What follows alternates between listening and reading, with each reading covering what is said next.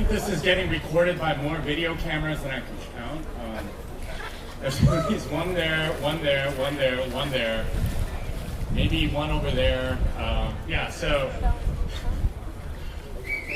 All right. I think we're going to get started. Thank you guys for coming. I want this to be a high-level debate.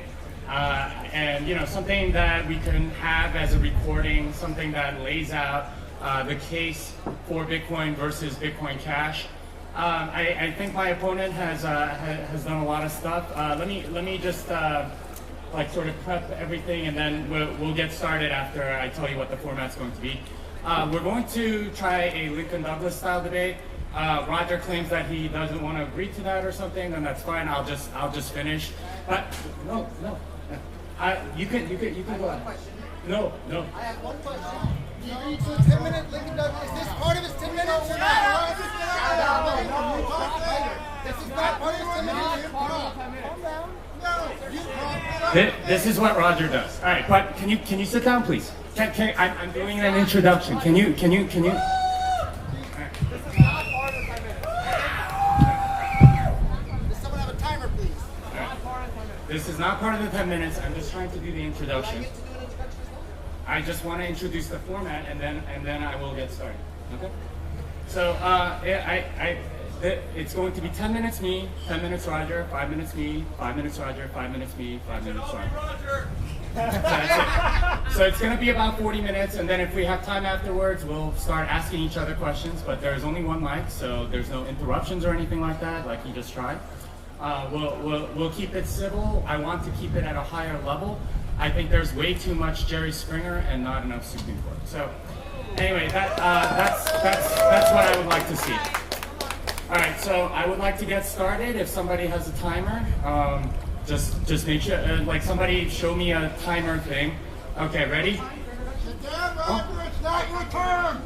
It's not your turn, Roger. No, I just introduced the format. It's Okay, it's not your turn. And I think everyone knows who we are. So I don't think we need to. I'd like 1 minute for an introduction as well, please.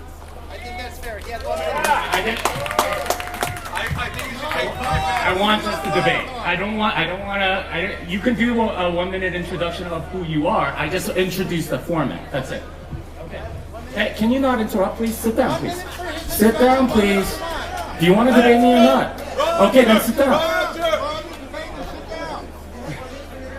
I introduced the format, not me.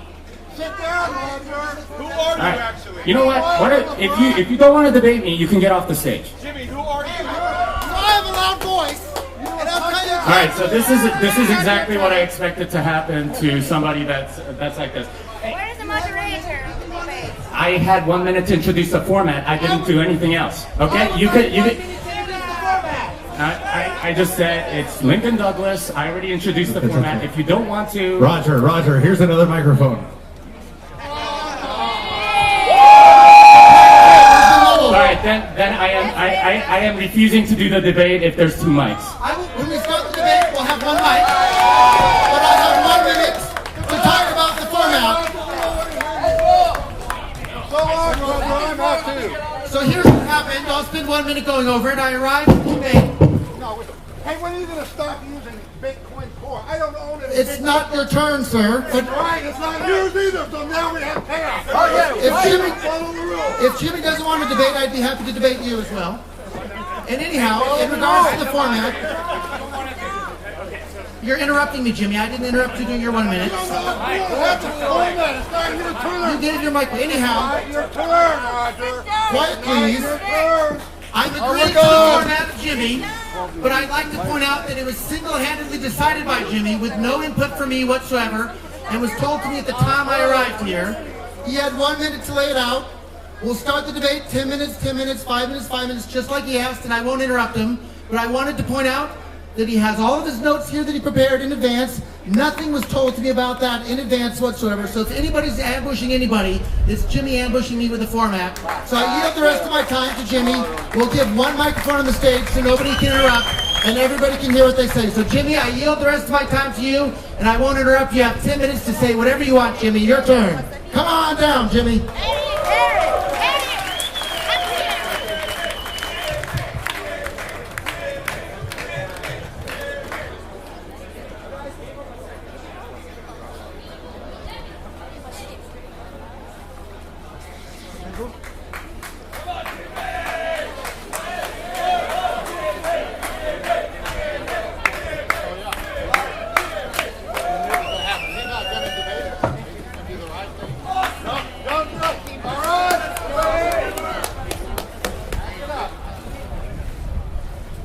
This is exactly why nobody likes to debate Roger, because he does stuff like this. Anyway, who has the timer, please? All right. It looks like the front page flew away.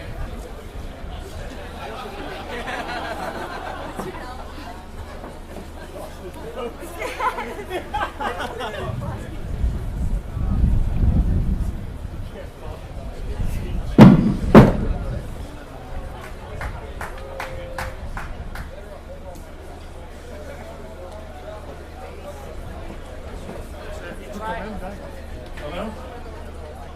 All right, there's no mic? All right. So if he tries to interrupt me again, I will walk off stage. I will not debate him ever again, and that will be it. Because I think he likes to do this. This is his thing. All right. Anyway, I think it's his part of the game. All right, first I'd like to thank the organizers of this cruise and everyone at the conference. And believe it or not, I'd like to thank Roger because he's done a lot for Bitcoin, especially early on. And you know, we may be debating today, but I actually like what he does for the cause of liberty. I'm very much in agreement in that regard. I think we need less government intervention. Anyway, I want to start off with this statement. Bitcoin Cash is a fiat money. Bitcoin Cash is a fiat money. You may be thinking at this point that I'm trolling or exaggerating. I'm not. I'm stating a fact. To prove this to you, let's look at what fiat means. According to the Merriam-Webster dictionary, fiat is a command or act of will that creates something without or as if without further effort, an authoritative determination, an authoritative or arbitrary order. Thus, a fiat money is a money created from an act or a command or act of will that creates something without or as if without further effort, an authoritative determination, or an authoritative or arbitrary order. My contention here today is that Bitcoin Cash is a money very much along these lines. Now, as I said before, I admire Roger's efforts to liberate us from government authoritarianism. We are agreed on the need to be liberated from government paternalism.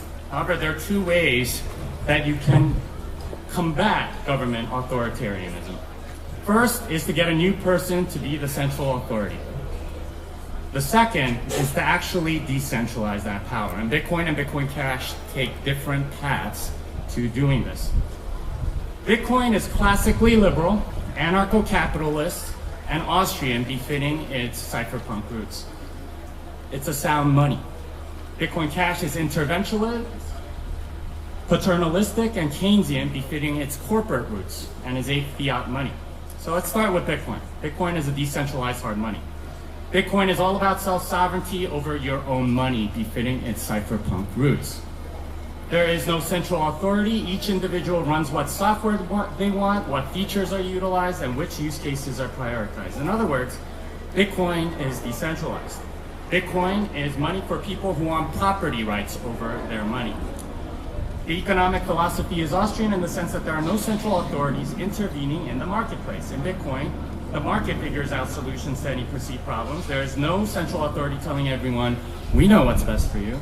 Each person gets to choose based on rules that are stable and immutable. This makes Bitcoin uncensorable and without a single point of failure or control which another entity can co-opt. There is no governance in Bitcoin because governance is another way of saying centralized control. The governance failure of SegWit2x was in fact a demonstration of this feature. Users are sovereign over their own money. Bitcoin is unique in this regard, as every other altcoin has a single point of failure or control which can be co-opted by another entity. And users really aren't sovereign over those tokens. This makes Bitcoin uncensorable and without a single point of failure or control which another entity can. Yeah. Bitcoin Cash is a fiat money. Bitcoin Cash rose out of Bitmain. Bitcoin Cash is centralized with an elite group that determines a roadmap. They determine what will be implemented and what will not through authoritarian hard forks. These are forced upgrades decided by a central authority that everyone must follow in order to stay on Bitcoin Cash. These hard forks mean that at a minimum, the economic incentives change. They pick the winners and losers. The economic philosophy of Bitcoin Cash is Keynesian in that central authorities intervene to spur innovation or solve problems. The method of payment use case has been subsidized by central authorities through large blocks, despite all market signals to the contrary. My opponent says things like transactions should be free as if they're entitlements. The smart contract use case has also been subsidized by central authorities, despite there being very little utility or demand for such a thing. Bitcoin Cash is paternalistic. And this leads to power struggles like we're seeing now. Bitmain and Craig Wright are now embroiled in a fight over which direction to take Bitcoin Cash. They will probably end up splitting Bitcoin Cash to at least 2 different forks, possibly even 3. Bitcoin Cash is not a network where users are sovereign. It's controlled by the central authorities. This makes Bitcoin Cash very difficult to build on unless you happen to have the central authorities' cooperation, as the incentives keep changing. It's no wonder my opponent is marketing constantly on its behalf. For example, you can see all the Bitcoin.com and Bitch Please t-shirts all over the place here today, as well as banners and similar things happen at every blockchain conference around the world. Bitmain is the central bank of Bitcoin Cash. Bitmain has tried to maintain a peg to their reserve currency, Bitcoin, and has failed. Bitmain has failed to keep the peg at 0.15 Bitcoin, 0.12 Bitcoin, and recently capitulated the 0.1 Bitcoin level. This is a central bank selling its reserves to keep a peg to another currency. What's worse, much like a central bank, they seem to be running out of reserves, and Bitcoin Cash will finally float on the market instead of having the artificially inflated value that it has now. Bitcoin Cash is a fiat money, and their main appeal is that they'll be better than the fiat central bankers that you already know. The promise of Bitcoin Cash is governance as a benevolent ruler versus granting you actual self-sovereignty. This is the major difference between Bitcoin and Bitcoin Cash, and it's the reason why Bitcoin Cash is no different than any other altcoin, which brings me to my last point. Bitcoin Cash has no reason for its existence. There are already lots of altcoins that do what Bitcoin Cash does. Like Bitcoin Cash, they are centralized and many are superior as methods of payment. My opponent in our last debate brought up that altcoins don't have the same history as Bitcoin Cash, and that the ledger in Bitcoin Cash has Bitcoin's history. But this too is a spurious argument. Having the same ledger merely means that it was an involuntary airdrop to the Bitcoin holders, nothing more. Besides, there are 74 different hard forks of Bitcoin at this moment, including Bitcoin Gold, which has a different proof of work, governance, and a roadmap; Bitcoin Interest, which has a proof of stake; Bitcoin Private, which has privacy and fungibility; Lightning Bitcoin, which allow for ultra-fast transaction settlement on the order of seconds; Bitcoin Clean, which is supposedly environmentally friendly; and many other non-trivial hard forks like Bitcoin Diamond, Super Bitcoin, Bitcoin X, Bitcore, Bitcoin 2X, Bitcoin File, Bitcoin Atom, Bitcoin Vote, Bitcoin World, Bitcoin Pay, Bitcoin Faith, and my personal favorite, Bitcoin God. That one really wants to make it clear to you that they are the central authority. All of them have a roadmap, non-negligible value, and interesting features, all while preserving the history of Bitcoin. Like Bitcoin Cash, they require us to give up our self-sovereignty over our own money in exchange. Instead of verifying, the overlords of these forks want us to trust them. And this is the main value proposition behind every hard fork and altcoin. It's a bet on the people in control. This is why so many of them, including Bitcoin Cash, spend so much money on marketing and what's essentially propaganda. They want us to trust them and not verify anything on our own. My opponent has spent enormous amounts of money promoting Bitcoin Cash, doing interviews with anyone and everyone, debating anyone who will debate him, even ambushing people like me, TMZ style, and saying things like Bitcoin Cash is the real Bitcoin while continuing to hold Bitcoin, and the flippening is inevitable without willing to back those words up with bets. He continues to spout kooky conspiracy theories about Blockstream, Bilderberg, Gavin Andreessen, Mike Hearn, and private forum censorship. That is the behavior of a used car salesman trying to sell his wares, not someone that's being honest. Bitcoin Cash is centralized with a small group that makes all the decisions for everyone else. Bitcoin Cash is paternalistic in imposing particular use cases no matter what the market says. Bitcoin Cash is Keynesian instead of which is Keynesian in intervening instead of letting normal market forces play out. Bitcoin Cash is a fiat money.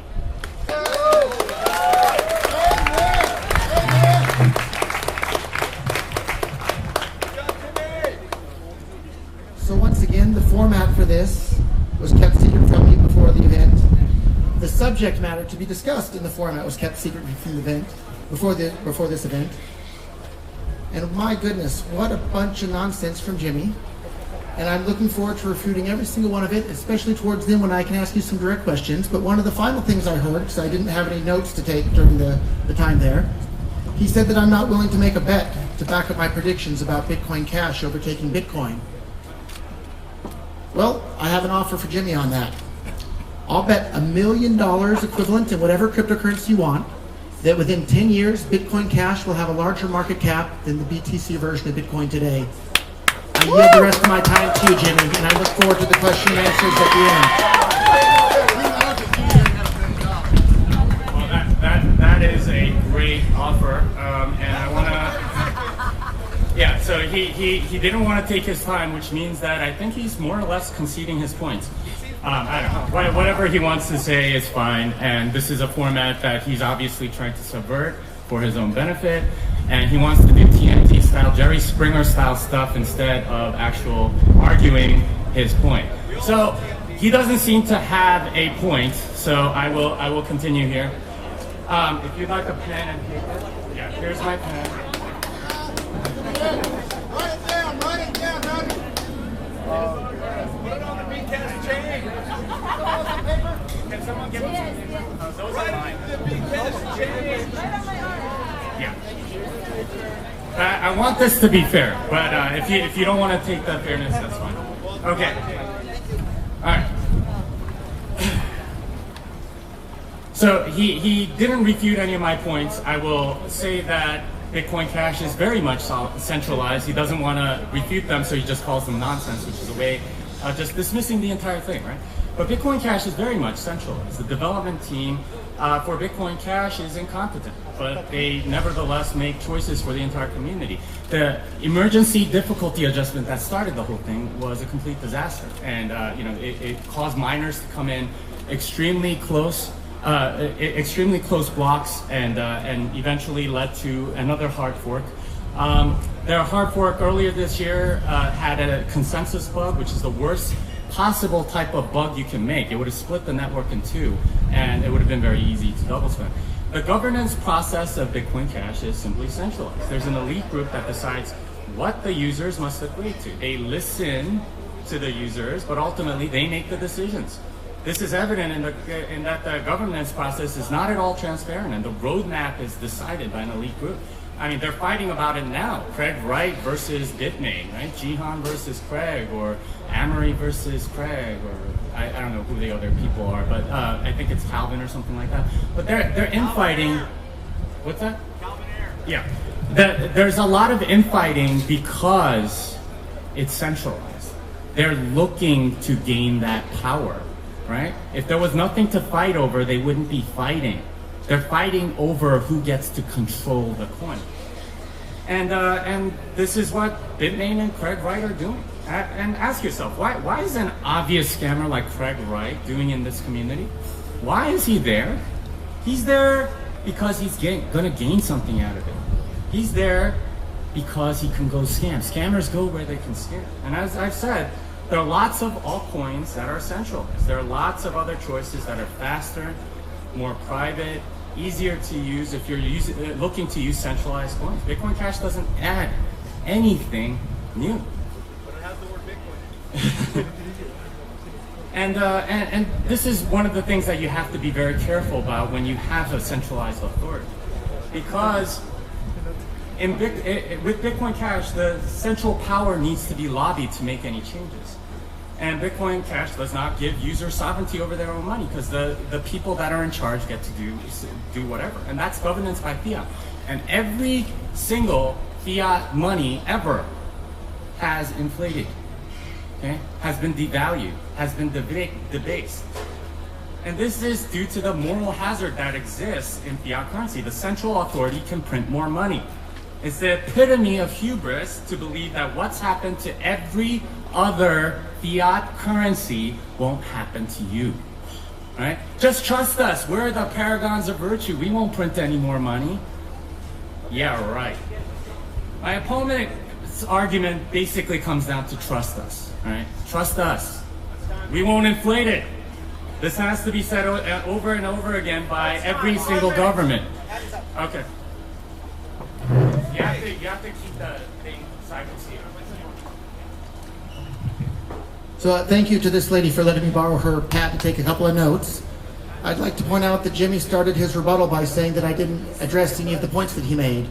Well, I concluded my last little point with offering a $1 million bet challenge to Jimmy that the market cap of Bitcoin Cash will be higher than the market cap of BTC in 10 years from now. He didn't address that at all. You won't have $1 million, brother. And if $1 million is too much for him, he can name the amount he wants to bet. So I'm more than happy to bet whatever amount you would like on that.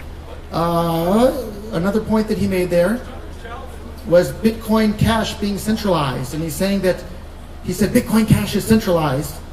And then he spent a whole bunch of time talking about a whole bunch of people like Craig Wright and Calvin Ayre and Omri Sachet and ABC and Bitcoin Unlimited. And they're all fighting with each other. If Bitcoin Cash is centralized, then why are a bunch of people fighting with each other over it? The very fact that there's a whole bunch of fighting going on shows that it's not centralized.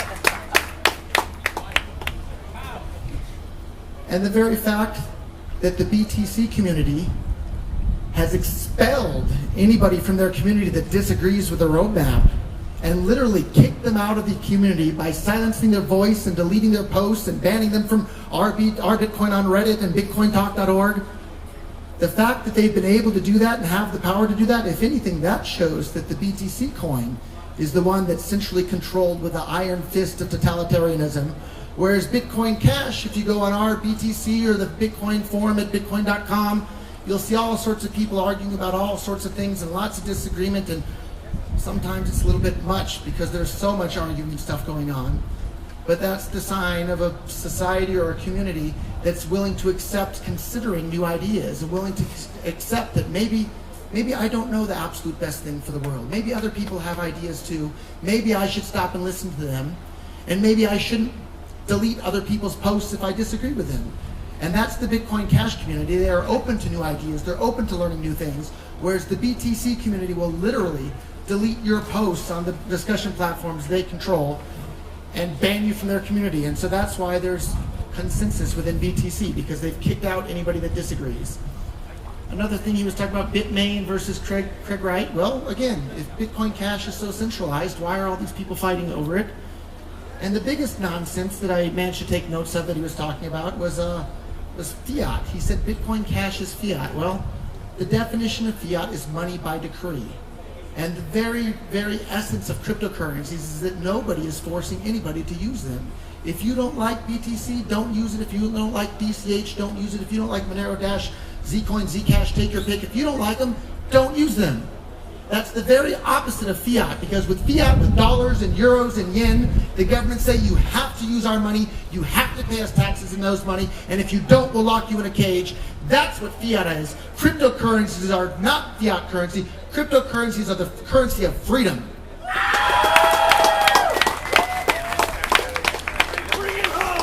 And I have 2 more minutes to continue, and we promised no interruptions, so we'll wait until the timer tells me my time is up. Thank you very much. And I hear 2 minutes from here, I believe he started. 2 minutes left. So I want to tell people a little bit of a story, and hopefully I'll finish it within 2 minutes, of why I'm so excited, not just about Bitcoin Cash, but cryptocurrencies in general across the world. And it's because they have the ability to undermine every single government on the planet's control of people using fiat currency. And I don't care if it's Bitcoin Cash, Dash, Monero, Zcoin, you take your pick.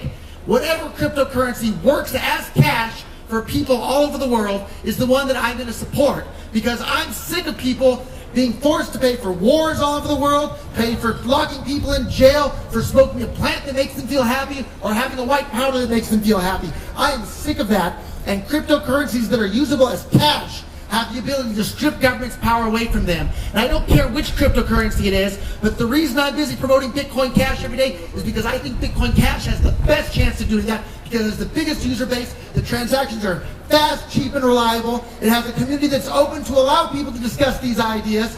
Bitcoin Cash is the cryptocurrency that has the ability to bring more freedom to the entire world than any other cryptocurrency in the world, and that's why I'm busy promoting Bitcoin Cash today. I yield the rest of my time to you, Jimmy. That's what I'm He told me that he didn't stack the audience at all. Okay, yeah, sure. Okay, so let me go through a couple of things. With the $1 million, 10 years is way too long. I'm not going to go try to track you down, Roger, in 10 years. But if you shorten that time frame, I'd be glad to take that bet.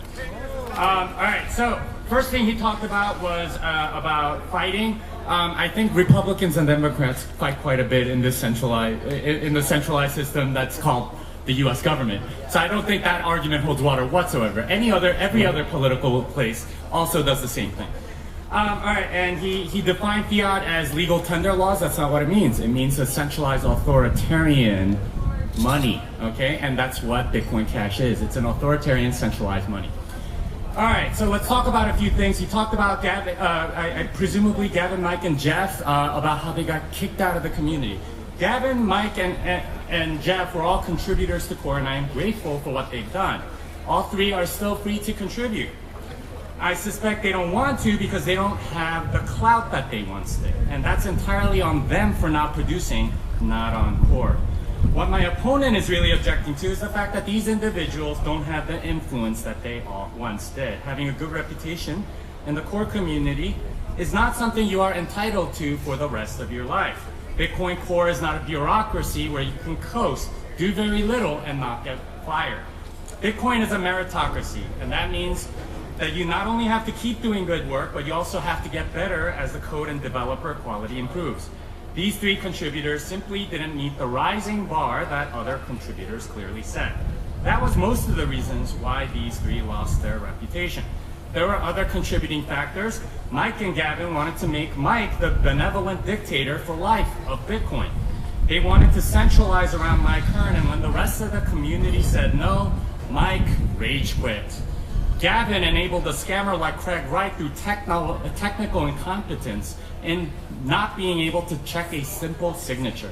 Jeff started doing ICOs and altcoins. They had good reasons to lose their reputation. Whatever the reason, they lost their clout and are no longer contributing, though they are free to. In Bitcoin, nobody gets a position for life, as in a centralized system. What my opponent is really objecting to is the meritocracy. You only get influence if your contributions are useful. Influence is hard to earn and easily lost in a meritocracy.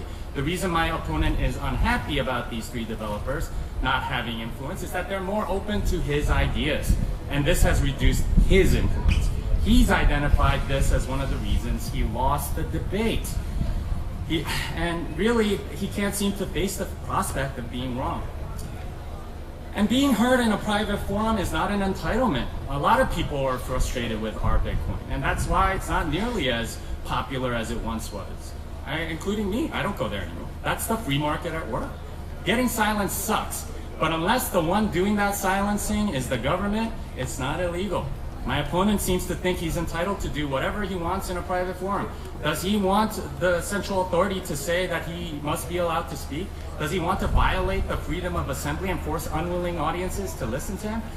Once again, we have a sore loser complaining about getting kicked out. Can't possibly be that his ideas are bad. Must be a conspiracy. It's Blockstream or Bilderberg or Jewish bakers or something. The forum moderators are private individuals that decided to exercise their freedom of assembly. Sorry if you weren't made to feel welcome, but that just means your ideas are lost. Not that there's some kooky conspiracy.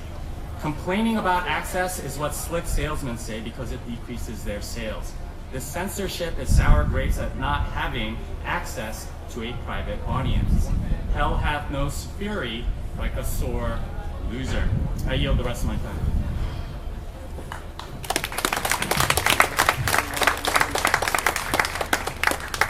So I'd like to point out that I believe after this we get to ask each other some questions back and forth, but Jimmy has quite a stack of notes there that he prepared in advance of today. And it looks like he was just reading from a script and didn't really talk about the things that I was here complaining about. And so, nicely done reading from your script. One of the things that he tried to just dismiss out of hand was the censorship happening within the BTC community.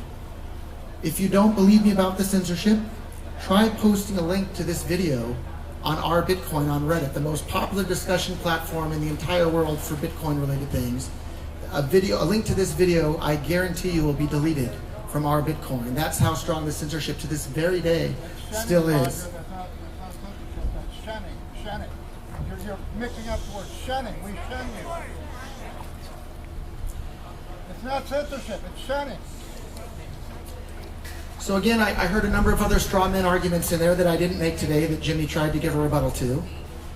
And I heard a lot of talk about crypto Keynesianism and crypto Austrians and that sort of thing. Well, I want to talk a little bit about my Austrian street cred. I've read every single book by Ludwig von Mises. I've read every single book by Murray Rothbard. I've read Henry Hazlitt. I've read Adam Smith from cover to cover, right? I've read just about every single book that was in the Laissez-Faire Books catalog. And this was a paper catalog in the late 90s before they had like their website going. I ordered all of them and I read just about all of them. And you can go and visit Bitcoin.com. We have a list over there of the books that I recommend. We have people talking about it. And I wasn't born a libertarian. It was from reading these books on economics that I realized that government intervention into the economy and government centrally planning things, block size, is what retards the rate of economic growth in the entire world. And in economics, the cap on the block size is called a production quota.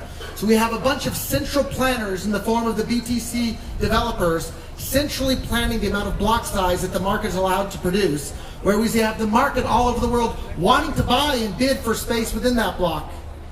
And what we've seen happen, the market finds a way to solve that problem. The market has moved to block space in chains other than the BTC chain, and that's why we saw Bitcoin's market share plummet from nearly 100% down to somewhere in the ballpark of 50% today.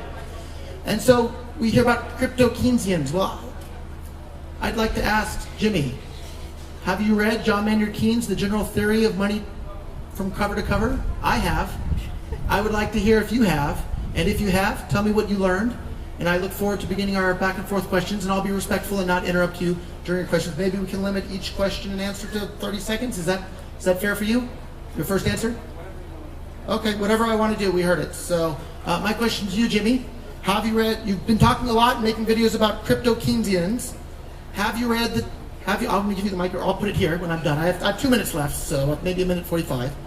Have you read John Maynard Keynes' The General Theory of Money and Credit, the defining book of what Keynesianism is, which I've read cover to cover? I'd like to hear if you've read it and what you learned from it and what your takeaway from it was. Thank you. Have you listened to the audiobook as well? But for myself personally, I learned much, much more from reading the actual textbook. So your turn, Jimmy. Have you read The General Theory of Money and Credit by John Maynard Keynes? And if no, fine. If not, what did you learn from it? What did you think his goal with that book was? What was he trying to accomplish? I love how he's appealing to his own authority. You have to trust me. I've read every book, and therefore I'm not going to make any arguments. You're just going to have to trust me. That's more or less what his argument comes down to. I'm not interested in gotcha politics, okay? Did you read this one? Did you read this one? That's not what I'm about. I refuse to answer that question because I think it's stupid. It's not about that. It's about the actual ideas, okay? All right, I'm going to ask you a question now. Yeah, but I mean, it's not going to be just you and me. I get to ask you a question now. All right, then I get to ask her. I get to reply, and then he gets to ask the next question. So he just pointed out that we shouldn't even bother reading the primary sources of the things we're talking about. Of course we should read the primary text. Like, what sort of nonsense is it to say, don't read the primary text about the stuff we're talking about? Your turn for a question, Jimmy. That's a complete mischaracterization. I said I didn't want the debate to be about that. I didn't say don't read it. This is what a master politician does. Roger is a very good politician. I would like to ask, do you think transactions should be free forever? I have no idea if the transaction should be free forever. I think the market should decide rather than a bunch of economic central planners. That's great, because the economic central planners are Bitcoin Cash, which basically say method of payment is the exact use case that everyone needs to use. Therefore, we're going to increase the block size to 32 megabytes, most of which isn't used at all. So just want to tell you that, great, we agree. So my turn for another question. So Jimmy was just complaining that method of payment is the killer app for Bitcoin or blockchains. Of course it is. That's what made Bitcoin popular from day one. It made Bitcoin this worldwide phenomenon that it is today because anyone could send and receive any amount of money with anyone instantly, basically for free. And that application has been destroyed by central planners on the BTC blockchain. And that's why people like myself and thousands of other businesses and millions of people around the world have started using other coins like Bitcoin Cash. What do you say? It's my question, not yours. Thank you very much. What do you say to the central planners who have decided that Cash isn't the killer application, or it shouldn't even be an application on the BTC blockchain? First of all, it's Bitcoin Cash that has the problem because free transactions aren't actually free. By 2028, 3 happenings and just 10 years from now, fees will presumably be very low and rewards on Bitcoin Cash will be 1.56 Bitcoin Cash. At current prices, that's about $750 per block. You might be able to sell a coffee on their blockchain, but you're not going to be able to sell anything bigger than like a laptop. That's way too much risk. It's too cheap to do the other thing. So whatever he wants to say, it's my turn to ask a question, right? Yeah. Okay. All right. So the question that I have for you is, you seem to quote Satoshi over and over again. Do you think Satoshi is God? What a stupid question. There is no God, right? Each individual should be the God of their own life and control their own destiny. And that's what cryptocurrencies are about, because it puts you in charge of your own life and your own money and your own destiny. And that's why I'm involved. So what a waste of a question, Jimmy. So my question to you, now that it's my turn again. No, you. I asked you, I get to be. Is that right? All right, so Satoshi is not God, but he always appeals to Satoshi's vision. And what he's doing is saying this is the original intent, appealing to emotion, not logic. A lot of people don't realize that Satoshi made a lot of mistakes. Op-check multisig has an off by 1 error. Let's see, so does the difficulty adjustment calculation. The non-space in the block header is too small, as is the timestamp. You could tell Bitcoin Cash is incompetent technically because in their hard fork they didn't fix any of that stuff. So a moment ago I took a note when Jimmy was talking about the halving and how we have to limit the block size because the halving and the block reward will go down to try and accurately summarize the BTC people's position. Well, when I first got involved in Bitcoin, there were 50 Bitcoins per block. Today there's 12.5 Bitcoins per block. When I first got involved, the block reward in dollar terms was about $50 per block. Today on the BTC chain, it's somewhere in the ballpark of what, $70,000 per block. The block reward is going up over time, not down. Why do you disagree? The block reward in Bitcoin is going up over time. Bitcoin Cash is the same price as it was about a year ago. So there's no reason to believe that Bitcoin Cash will go up, given that in the 1 year of its existence, it stayed the same. You just heard it, he ignored almost 10 years of data and tried to cherry pick 1 year of data. It's very, very clear that as cryptocurrencies become more popular, even if the block reward goes down over time, in terms of that particular cryptocurrency, the reward in terms of dollars or fiat, which is what unfortunately most of the world is still denominating everything in today, goes up over time. And so they limited Bitcoin's usability in the world to solve a problem that didn't even exist. That shows how incompetent they are economically. So Roger keeps reframing my answer as what he wants me to say instead of what I actually said. I said that Bitcoin Cash has 1 year of history. I didn't say that it was Bitcoin. That's his belief, that Bitcoin Cash is Bitcoin. And he wants to add on the 9 years of history that Bitcoin has to Bitcoin Cash somehow. This is a manipulation that you're facing, folks. Is somebody that keeps reframing. He keeps saying that I said something that I didn't say. Why do you keep doing that, Roger? Why do you keep making me sound like strawmanning me by rephrasing what I say to be something completely different than what I actually said?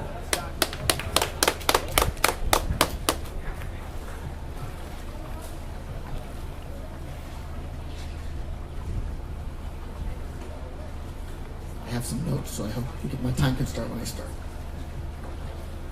So I made a list of things that make Bitcoin Bitcoin. Peer-to-peer electronic cash system, low fee, fast payments, reliable payments, on-chain scaling, non-reversible payments, chain of digital signatures, opcodes enabled, SHA-256, one CPU, one vote, longest chain with the most proof of work, cited from the Bitcoin white paper, Satoshi Nakamoto, bitcoin.org. Bitcoin Cash has all but one of those.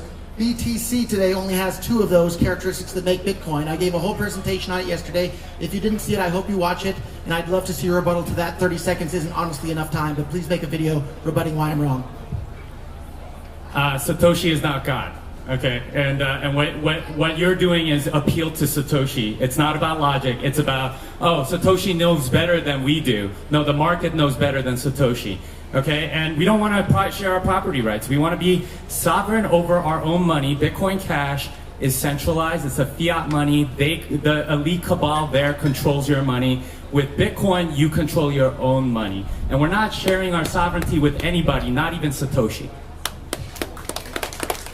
So I'm not saying Satoshi is God. I'm saying that certain characteristics define what Bitcoin is. Such things like the very title of the Bitcoin white paper, the original Bitcoin.org website, and things the creator of Bitcoin, Satoshi Nakamoto, said. That doesn't mean Satoshi Nakamoto is infallible, but if we want to look to what the definition of Bitcoin is, I think those are fantastic places to start. And if we look to those places, it's clear Bitcoin Cash has more Bitcoin-ness about it than BTC. And even if you disagree with that, I'm sorry, that's my time, I'll respect it. All right, so I just want to point out that what Roger's done over and over again is not answer any of my points, not answer the fact that his coin is centralized. He hasn't really disputed that at all. It's completely centralized. He's just accused Bitcoin of being centralized, which I disputed. And he continues to appeal to Satoshi after saying, I'm not appealing to Satoshi, and then he just goes on and appeals to Satoshi. So this is the kind of logic that we're facing here, is somebody that doesn't really seem to understand that he, just sort of spinning things in a way that sound good instead of logic. This is why I wanted a Lincoln Douglas debate. Anyway, I think I'm done. I'd like to end things here. Roger, would you like to end? That's my question.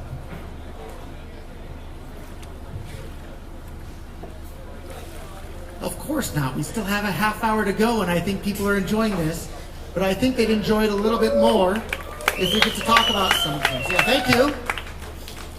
So one of the things he said, I'm not even answering his questions, Bitcoin Cash is centralized. Were you not paying attention when I pointed out that Craig Wright is arguing with Calvin Ayre, is arguing with in-chain people, is arguing with Bitcoin Unlimited, is arguing with Bitcoin ABC, is arguing with me? If a bunch of people are busy arguing and fighting over something, it's not centralized. It's just that simple. Did you not understand that? What's your question? Well, I gave a rebuttal to that, and then you never answered that. Basically, that's evidence of centralization, that there's a power. Anyway, I think we're done. I think we were scheduled to end at around 1:40, and I never agreed to go to 2:30. I just said we have time if we wanted to. And I am sick of this TMZ-style gotcha politics. I'm appealing to my authority. I'm going to read off some stuff and say I know more because I read more than you. So I'm not interested in that sort of debate. We have round 2. Tom Vays, everybody. Jimmy didn't want to continue, so I want to thank you. Hey, Jimmy, thank you. I appreciate it. Thank you.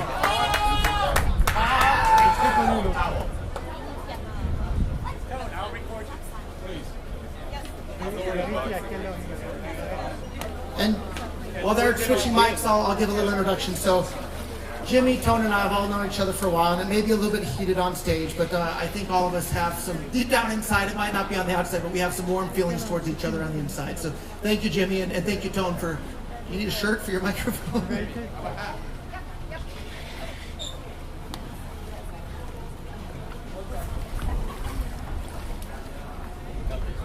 And so since Jimmy, didn't want to continue, I'll point out, there's a bunch of people fighting within Bitcoin Cash. That's a sign that it's not centralized. Right there. The fact that he denies that is just baffling to me. And without putting words in his mouth, okay, he didn't say don't read the primary text, but he seemed to say that the primary texts don't matter. Of course the primary texts matter. Yeah, should we just have a question? Yeah, let's have a question. Yeah, who has the question? Right here. You're next. We have one right here. You're next. Sorry. Hi, Roger. My question is, you're saying that Bitcoin Cash is decentralized because there are a bunch of people like fighting each other, which is actually good. But what's the difference between that and a board of a company that, you know, is a centralized company, but it's a bunch of people that's fighting each other? How do you explain, for that? I guess the board of the company eventually gets to make a decision. If nobody gets 51% of the hash rate or 51% of the economic power to go somewhere, then no decision gets made. So there isn't actually any one person that can be the final arbiter there. So for Bitcoin Cash, you have the company, you have people debating and you know, proposing things, but then the community is the one that's what you're saying, right? And I invite anybody to get involved in the Bitcoin Cash community. There's plenty of people to debate and argue with online. There's no shortage of that whatsoever. Thank you. Maybe we'll do one more question. This guy comes, and we'll start. Go, one more question, and then we'll see if we can go another 30 minutes. So my question is, how do we get non-blockchain, non-crypto people into the whole blockchain world? Because I feel like a lot of non-blockchain people want to enter this world, but they don't have the means to, or the way into it. Answer it less than a minute, and then I'll answer it as well. I defer to you first. I'll go second. Okay. I have a good one. At the moment, it's I think one of the challenges to get new people into Bitcoin is because a lot of people don't understand what Bitcoin is now because of companies like Bitcoin.com that are trying to sell you a fake Bitcoin like Bcash or Bitcoin Cash. I'll do it for this debate. So I think there's a lot of confusion. Also, again, people like Roger who are very instrumental in the early days and getting everyone onto Bitcoin, and there was all this unity pre-2015 when Gavin Andreessen got this crazy idea that the blocks can't scale. Back then, everyone knew what Bitcoin was. Bitcoin had 95, 98% dominance. Everyone was unified. Hey, you gotta accept this currency. It's government resistant, it's censorship resistant, it's great. And right now, you walk up to an average person in crypto, and he's gonna try and sell you his ICO. He's gonna try and sell you his currency. He's gonna try and sell you a fake Bitcoin, so that makes it a lot harder. So I have a simple answer. If we want people to use cryptocurrencies, we have to make them useful as currencies. And not just useful as currencies, more useful than every other currency out there in the market, which means fast, cheap, reliable, uncensorable payments for the entire world. Bitcoin Cash has it, Bitcoin Core, BTC does not. And if you want an actual practical example of how Bitcoin Cash is useful and more useful than other currencies around the world, my favorite website to spend my Bitcoin Cash is purse.io. If you don't know about purse.io, go and visit it today. You can save 30%, 30% on every single purchase from Amazon by using Bitcoin Cash. That means if there's a $50 microphone you want to buy, if you buy it in Bitcoin Cash, it costs $35. 30% off Amazon using Bitcoin Cash. And purse.io is another fantastic example of one of these companies around the world that wanted to use cryptocurrencies as a currency. They paid all of their employees in BTC since the earliest days of Bitcoin. And in December of last year, when the BTC core developers got what they wanted and the fees became high, they were popping champagne celebrating. Businesses like purse.io and bitcoin.com and many, many others around the world were busy switching to Bitcoin Cash because it works as a currency. And today, all of purse.io's employees are paid in Bitcoin Cash. Everybody at bitcoin.com is paid in Bitcoin Cash. Anybody who wants to use a cryptocurrency as a currency is using Bitcoin Cash, not BTC. All right, so we're done with questions. So can I get 5 minutes? Yes, you have. 5 minutes. Okay. So let me tell you guys a story how I got into Bitcoin. It was a few years after Roger. I first heard about Bitcoin from Max Kaiser around 2011. And here's how I heard about Bitcoin. WikiLeaks is about to go down because they can't afford their servers. And it was suggested that WikiLeaks should start accepting Bitcoin for donations. That's how I first heard about it. And that's when I realized, wow, this is actually something useful. Because it was able to provide a method of funding that was censorship resistant, that the government would never let you use. But it was able to do that. It was able to move without, censorship, avoiding credit cards, avoiding PayPal. That was a use case that stuck in my mind. Sure, I didn't run out and spend $100,000 buying Bitcoin at $1 the way Roger did. He was able to do that. I guess he jumped on it earlier. I liked the use case, but it wasn't enough to get me in. What did get me into Bitcoin? It was the first quarter of 2013 when I saw the events of Cyprus. When I watched people in Cyprus, and we're here in Europe, we're not that far from Cyprus, in the Mediterranean, when people that have saved money all their life, they had over 100,000 euros in a bank, and all of a sudden the government comes in and confiscates half of your money above 100,000 euros. And all of a sudden, another use case stuck into my head. Oh my God, Bitcoin is unconfiscatable. If I hold my Bitcoin, the government cannot take it away. Now I had two use cases. I had the unconfiscatable use case, and I had the censorship-resistant use case. Then, while at the time I was following Ron Paul and I was starting to become a gold bug, I kind of liked the idea, but again, working in finance, reading enough of economics, I was still 50-50. You know, I grew up, I did financial engineering in university. You know, look, it's hard for me to argue against the central bank, and here's why. We've had fiat money and credit. I understand that, you know, our money is depreciating, but we've had this system for the last 100 years. How do I know that we would have the internet today if it wasn't for the central bank system? I don't know. I can't argue what didn't happen. So there is an argument to be made whether we should be on hard money like gold or on a fiat system. But I did enjoy that one. And recently, I know, Roger, you were talking to Jimmy about reading the Keynes book. I didn't read Keynes' book, but the book that I read was The Bitcoin Standard by Seyfettin Ammous. Have you read that book? You really should. It just came out very recently. It's an amazing book. And he made the case why sound money and gold is so important, okay? Because it creates that savings base. And this is why the world should have been on a gold standard, and why the world can go to a Bitcoin standard.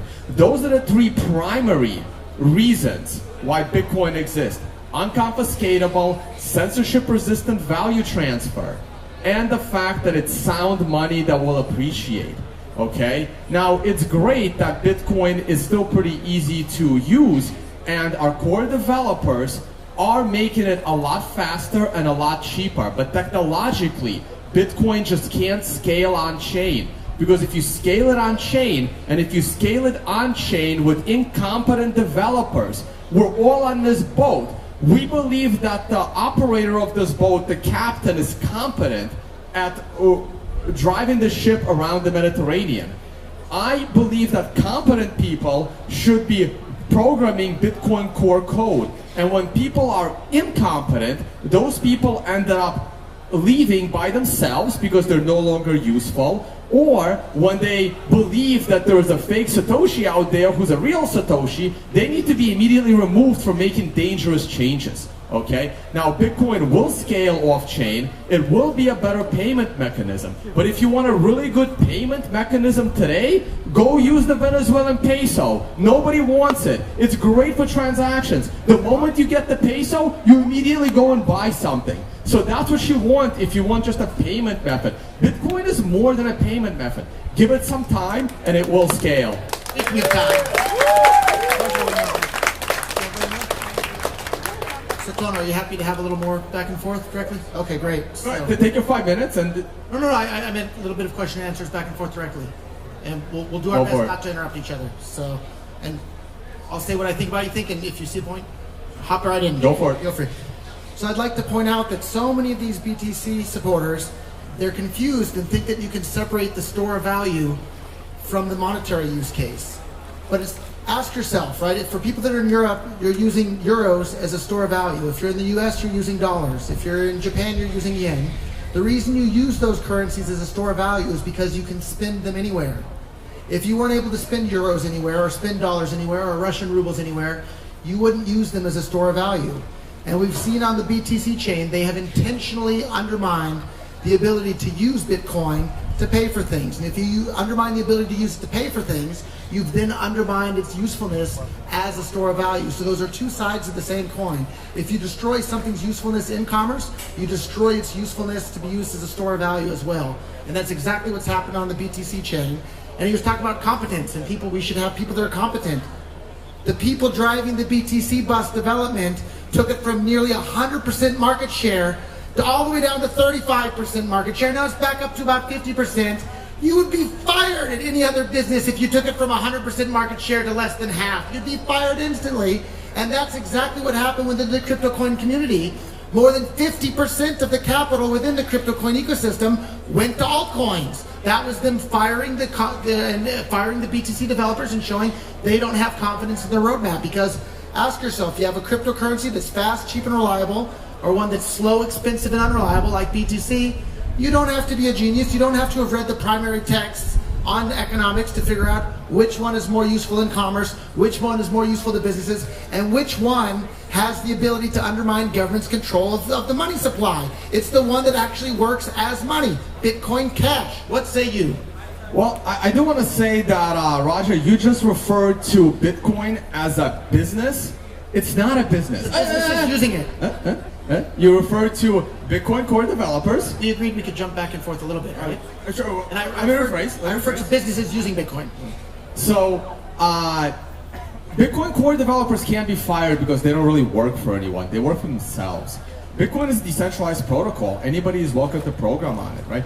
First of all, just because the hype got out of control and people started loving crazy altcoins, and I have to say, you were probably responsible for that because I was the one that took a picture of your presentation at Anarchapulco in 2016, where for the first time, you on a big screen showed which altcoins you have diversified into. So if I could jump in, I was sounding the alarm because Bitcoin had 100% market cap in the entire world. It was on track to strip away every government's control over the money supply all over the world, much, much faster. We've been delayed by years because of this stupid scaling debate within Bitcoin, and now we have 1,001 stupid ICOs and altcoins out there, and then this guy's trying to blame me, saying I'm promoting them. No! I wanted peer-to-peer electronic cash for the entire world so that each individual has control over their own money, not a bunch of stupid scammy ICOs. Some of the ICOs are good, but a bunch of them are scams. Some of them are horrible. We don't need 1,001 different cryptocurrencies. We need one that works really, really well for everyone all over the world. So this is a bunch of nonsense to try and blame me on the altcoins. I've been Bitcoin's biggest cheerleader from day one, and as Tone admitted, I was a big part of the reason Bitcoin's so popular around the world it is today. Well, guess what? I did it the first time, and I'm doing it again with Bitcoin Cash. So if you like that message, go to bitcoin.com and get started today. I was a Bitcoin cheerleader from day one that I got into it, which was a slightly later day one. And I remain a Bitcoin cheerleader, never changing my mind, never suggesting another altcoin, whether it's an altcoin that I believe is a better Bitcoin or not, or even if it happened to have the same genesis block. You see, when people believe in alternate chains, if you believe in multiple, whether they're proof of work coins or multiple altcoins, or if you believe that a split of Bitcoin is a viable alternative, then you do believe in the fiat system of money printing. Because having 100 altcoins viable is like having no single hard money at all. There has to be one. The world will migrate to one currency that's decentralized, the way we have only one internet. Hey, Tony, it just won't work. Are you willing to switch to something other than BTC? I have no reason to. BTC is the most decentralized, not only from its development. It has the smartest people. And I believe in its development. The question is, are you willing to switch if there's a reason? If my money is not in Bitcoin, it would be in the S&P 500. So you're not willing to switch to a different cryptocurrency no matter what? Absolutely not, because I believe that because Bitcoin is miles ahead in its decentralization against any other alternative. That if Bitcoin loses the store of value property, no one will ever believe that another blockchain will ever be better store of value, because no matter what kind of propaganda you have that Bitcoin, 50% of all Bitcoin is in the hands of the very few. It is still 1,000 times more decentralized than the very few hands that hold any other coin, including Bitcoin Cash. Maybe that's a big difference between myself and Tone. Tone, and correct me if I'm wrong, you're saying that you would never switch to anything other than BTC. Did I get that right?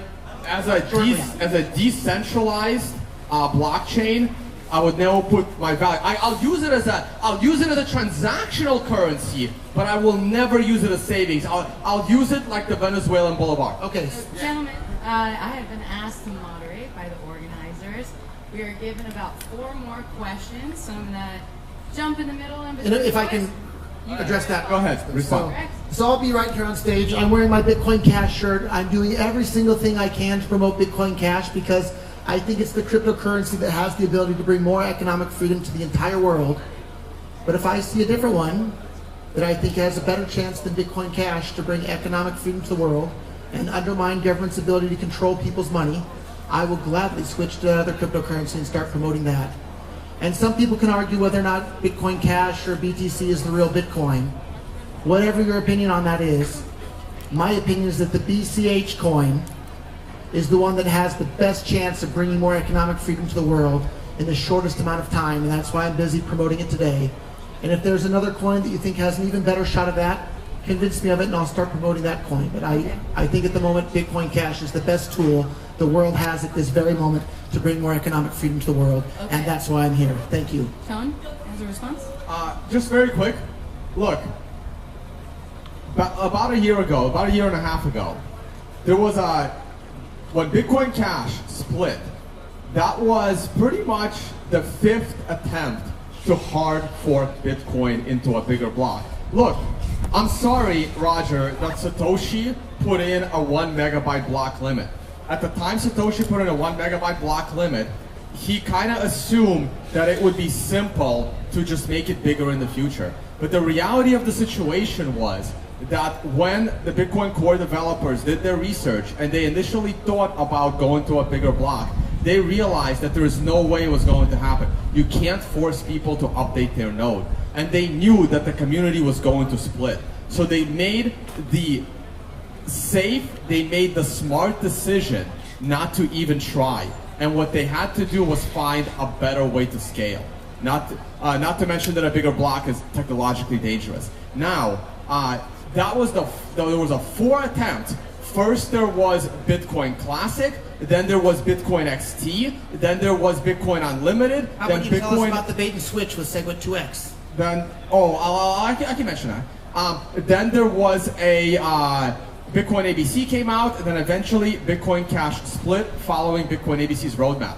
When the split was happening, they had 80 or 90% of the mining power. They had most of the media on their side. They had most of the businesses on their side, and the users still won. The users wanted a free coin that was not going to be controlled by the miners and the businesses. The nodes won. I can talk about Segwit 2X if you like. And we can look at exactly what happened with the market cap. Bitcoin lost. BTC lost the market cap war. Everybody's busy building on their favorite altcoin. And just because people want to print their own money and convince other people to buy it doesn't mean that Bitcoin is losing. I'm shocked to hear people applauding that. So Bitcoin is competing in the marketplace against altcoins and against fiat currency. And if you stop and think for a moment, look at it. Bitcoin had companies like Microsoft and Expedia and Dell Computer, and they were on a roll, getting every sort of business all over across the planet accepting and using Bitcoin. And that adoption came to a screeching halt when the blocks became full. Not only did it come to a halt, it reversed. Companies that previously were accepting Bitcoin stopped accepting Bitcoin. That's a disaster for the adoption of cryptocurrency. Those companies accepting Bitcoin always bothered me. Expedia accepting Bitcoin, Microsoft. People using Bitcoin bothers them. The reason why that bothered me is those companies don't give a shit about Bitcoin. When you send Bitcoin to those companies, they sell it on the open market and drop the price. You think they care about the dollar? Companies want to use whatever's useful to them, and they're going to use the currency that's the most useful. Tone, and I would like... Use it! Tone has a response, and then if you could ask a question to Roger. Wait, which one? Cryptocurrencies are meant to be used as currencies. If the person you are sending your Bitcoin to don't care about it as a store of value, don't drop the price of Bitcoin. Don't give them the Bitcoin. Why? I don't use Purse.io personally. I don't need to be, you know. Hey, Tone, when was the last time you bought something with Bitcoin? All the time. What did you buy most recently? With Bitcoin, I spend it all the time. What did you buy most recently? I sell Bitcoin to people and buy cash, and I spend. You bought dollars with your Bitcoin most recently? Correct. I sell my cryptocurrency. I sell my Bitcoin to people that care about Bitcoin. Wait, I will reply in that. Hey, you know why Bitcoin is losing the market cap war? It's because Bitcoin doesn't have a marketing department. Look how many people are wearing BCH clothes around here. Yeah, and so let's talk about that. All the hats and the sunglasses and the BCH stuff, we paid for it in Bitcoin Cash to our supplier. Correct. Finish responding. Okay, I've been arguing with people all the time. Look at Dash. Look, Dash. How did Dash start? Right? Some guy Instamined 20% of Dash for himself and had a lot of money to promote Dash. We're not discussing Dash. Oh, Bitcoin Cash is just as bad. And then that wasn't enough money for him. So he decided to take 10% of all the mining and feed it into his own little foundation to promote it more. And that was dollars. What was the last time? So when was the last time you bought something physical? 1 second, Roger. Finish up, Tone. So I do not like the government to know that I even have Bitcoin. So I will never spend my Bitcoin where my actual name is used in the transaction. So anytime someone is selling me Bitcoin gear, the watch that I was wearing that I just put down, I bought that in Bitcoin. If you're selling Bitcoin t-shirts, I'll pay you in Bitcoin for it. We'll sell you some. I'll only pay for physical products. I'll pay for VPN services. I'll pay for other services. But if I gotta put my name or my address, I don't use that. I have more respect for Bitcoin. I think Bitcoin should be used peer-to-peer, not through some government system. Thank you, Tone. Roger? So here's an example of practicing what you preach. All these hats you see people wearing, they were bought with Bitcoin Cash. The sunglasses were bought with Bitcoin Cash. These pants I'm wearing were bought on Purse.io with Bitcoin Cash. The socks and the shoes, Bitcoin Cash on Purse.io, and even my underwear with Bitcoin. Raja, but here's the only thing I'm wearing that wasn't bought with Bitcoin Right. Cash is my Bitcoin Cash t-shirt because Jihan Wu gave it to me. But my point, you're actually in my point, right?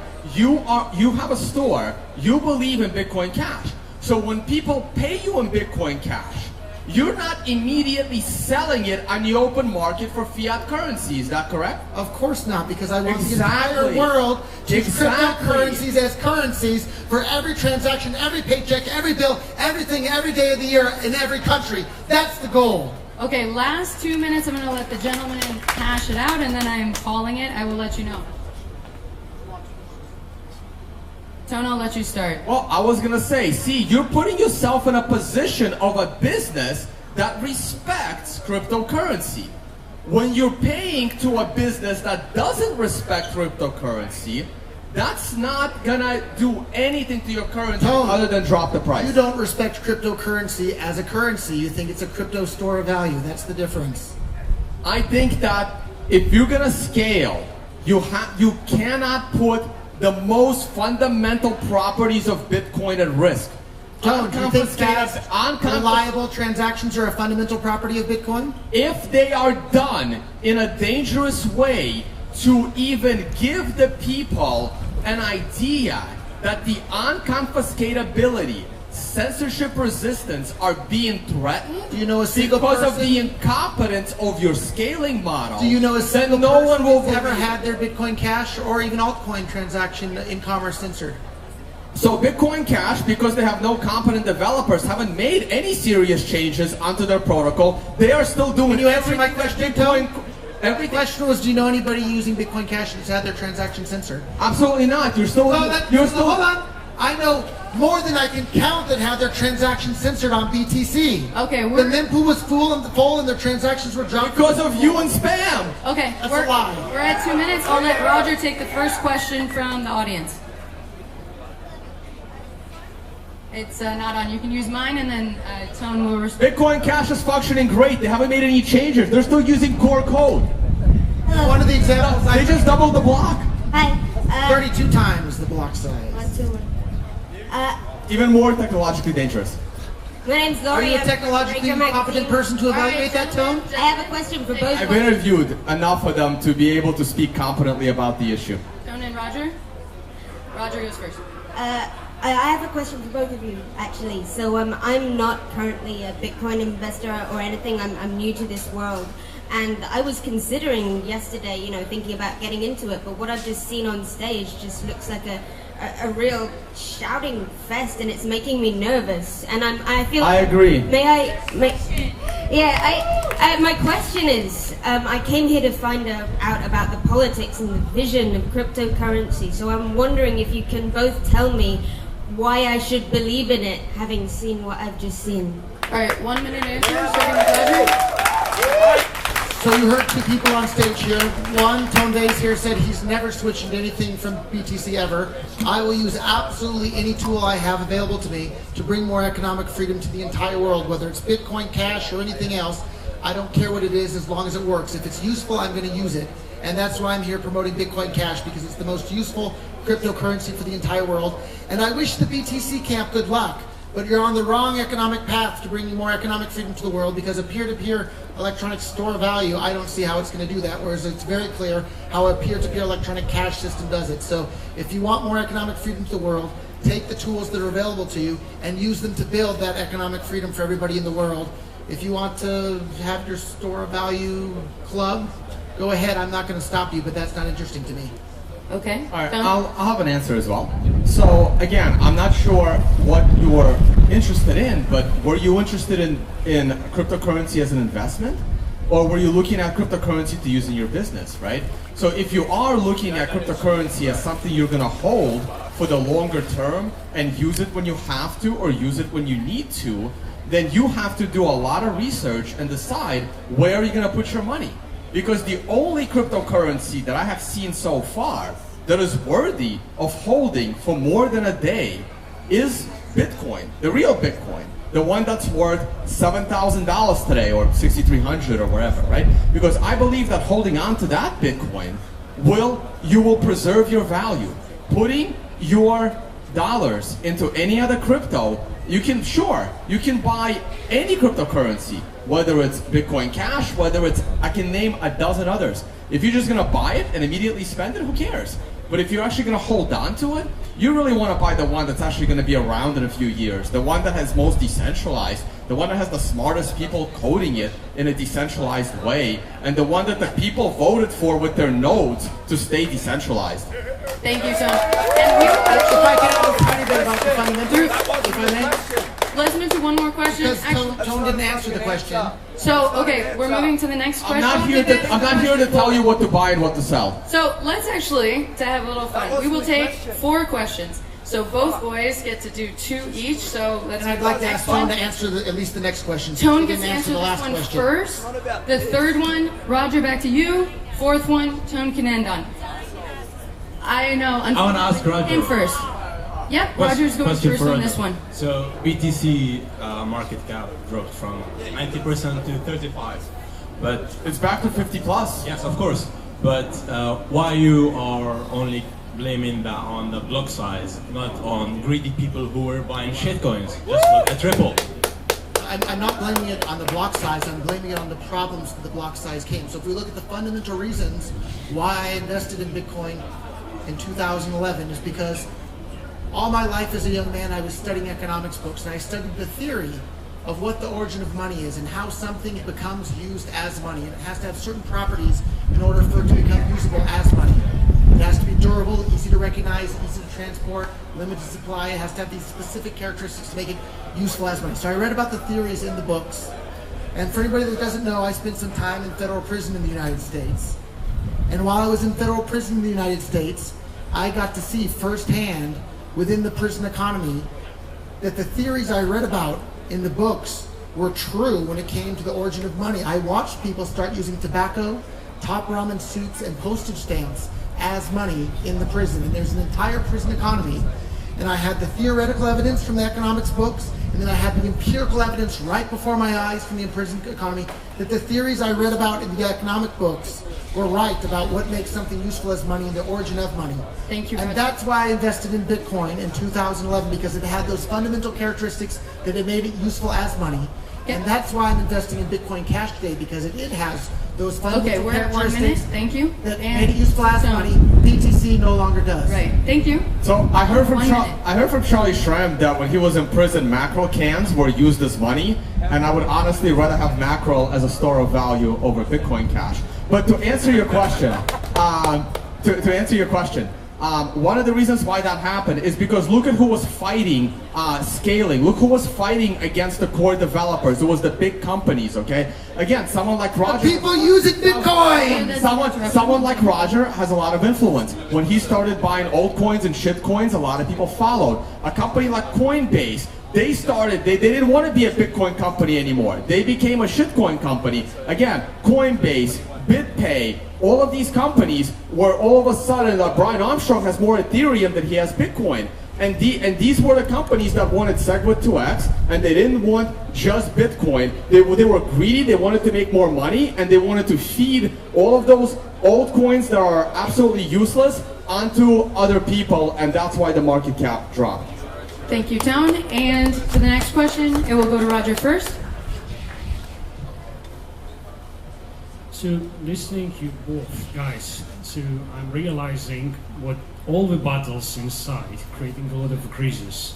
And if you, Roger, create your own solution, the reason why you, in most cases, was banned, because you are quite annoying and creating a lot of crises. You create your own solution, but you're still attacking the Bitcoin. People are free to choose. You say that. You're not the company, you're not the government, and people make choice what currency they will use. You're providing another one possibility, but right now you're creating the campaign, and these creating a lot of annoying crises, how I see. And this is a scary people. They all supporting the cryptocurrency, they think it's the future, but why we're creating the crisis? People can choose, everyone can choose. It can be Ethereum, it can be Bitcoin Cash, it can be Bitcoin. All the people making a mistake. But one thing I would like to ask you, so why, if you create your own decision, you so seriously attacking Bitcoin? You made and people made choice. So Bitcoin Cash has the fundamental characteristics that make it more useful as money than the BTC version of Bitcoin does. That's an argument, not an attack, and I'm sorry if you can't understand the difference. I'm understanding the difference, so, but you make your own decision and you're still using the name Bitcoin. If you think the Satoshi vision is nice, you can create the Satoshi coin. So I think I've given clear reasons and evidence and logic as to why Bitcoin Cash has more Bitcoin-ness about it than the BTC version. And if you disagree, I invite you to lay it out and write a blog post or make a video or give a talk on it at some point. Thank you for your question. Thank you, Roger. I am doing my best to ignore all altcoins, including Bitcoin Cash, but in this environment, it's still a little bit difficult to do. Eventually, it'll be clear. All right, and the last question, this is going to go to Tom. So, first of all, thanks for both of you for contributing to the Free Ross stuff, and really big ups to both of you. And I mean, the thing is, we just came back from the Lightning Hack Day in Berlin, and I feel like some of the steps that are happening with the Lightning Network are really happening quickly now. And I feel like Bitcoin, the BTC version, it just needs some extra time. And I wish as a company we run Roltorian was really hard, because we started the company with this premise like quick transactions, cheap and this and that. And during this time we had to bend ourselves to make it work, and a lot of business models failed because they build on that. But I think though they're coming back, because there's this time in between where the Lightning Network will really, some of the use cases are amazing, like really, really quick, being able to take orders straight from the order book without trusting the exchange, to be able to send a transaction and snap an order as a market taker really quickly, but while keeping custodianship of your private keys is wonderful. So I think, what's your take on the Lightning Network being able to, in the future, do all these things? Because it's happening really, really quick, Roger. It's Tone first, and then Roger on this one. All right, so I am so far. Again, I've been meaning to do a podcast, getting a bunch of different Litecoin developers from all different Litecoin implementations on one nice 2-3 hour long stream to talk about it some more. I'm not an expert in the Lightning network. I know it was like about maybe 3 or 4 months ago when Jimmy and I were talking about it on the YouTube channel, and I looked at it and said, hey, Jimmy, do I have to create a Lightning node in order to use Lightning? Because that's crazy. Because I know how difficult it is to set up a Bitcoin node. It's not crazy difficult, but it's difficult enough. You gotta download the entire history of the Bitcoin blockchain. You gotta connect it to your router directly. You gotta change some settings. You gotta open some ports. It's not very clear. So I got a little scared. If the average user has to go through all that challenge to use the Lightning network, that's gonna be a disaster. But that's not what it is. We're gonna have wallets on our phones, exactly the way we have our wallets now. And that's gonna be your Lightning node. It's not the same node as a Bitcoin node. And you can route your transactions, and it will scale to thousands of transactions a second. It will crush Visa. It should be incredibly cheap. And yes, at the end of the day, at the end of the month, whenever somebody feels like it, they will settle. Now, the reason why it's taking so long is because it needs to be done right. You can't mess up the underlying properties. Bitcoin is going to be $1 trillion market cap soon. It's not a toy. It's not move fast and break things. That might be great for your little website, move fast and break things. Even my youtube.com goes down. But you can't do that with Bitcoin. You got to take your time and you got to get it right. Thank you. Roger, response? I'm not sure of your name, but I want to thank you for mentioning Free Ross. That's an example of the horrible things that are happening in the world. Free Ross, free every single person that's in prison for victimless crimes. Every single one. If there's no victim, there's no crime. And that's why I'm so excited about cryptocurrencies being the tools that we can use to empower individuals to say no to violent people that want to use violence against peaceful people. And in regards to your question about the Lightning Network, I am more than happy to use anything that's useful, and I look forward to the day in which the Lightning Network is useful in commerce, and I will gladly use it. So thank you for contributing to that. Woo! Thank you, Roger. And if I can add one last thing, I'm out of time, everybody. I have to check out off the boat. So thank you all very, very, very much. Thank you, Tone. Thank you, Jimmy. Thank you for your question. I'll try and answer the last one. One last one, and then that's it. Lightning should also be more private. Last question, sir? Yeah, I've got a question. We have Right? to go off. Right. 1 minute each. So before you guys failed a little bit to answer the question about what the movement is about, and that's fine, it's a heated debate. But it's a human rights movement if you think about the core values. So 1 Bitcoin, you can give away 1/100 millionth of the Bitcoin, 1 Satoshi. How about all of us here who have decent amount of Bitcoin, we give 100 million people 1 Satoshi each, because your argument is all based on adoption. Adoption for adoption, adoption for price. Why don't we be philanthropists and not evangelists and stop wasting our money on these fucking cruises? I agree. Go first. And we've already built the exact system he's talking about. If you head on over to free.bitcoin.com, we will give anyone, anywhere in the world, some free Bitcoin Cash right now, today, on chain, something that's impossible to do on BTC now. Okay, and Tone, response? I guess I don't want to sound insensitive, but thank you all very much. Can I ask you guys just one question? I'm sorry, I never ask questions. I have one more forever, but if you send me an email, I'll reply by email. Well, the question is this. I went on the cruise the other day and the guy said, what's this Bitcoin company? How do I find out about it? Bitcoin.com. I casually said Bitcoin.com, but I felt a little bit weird about that because that's not the Bitcoin that I know, and I feel like it's a little bit deceptive.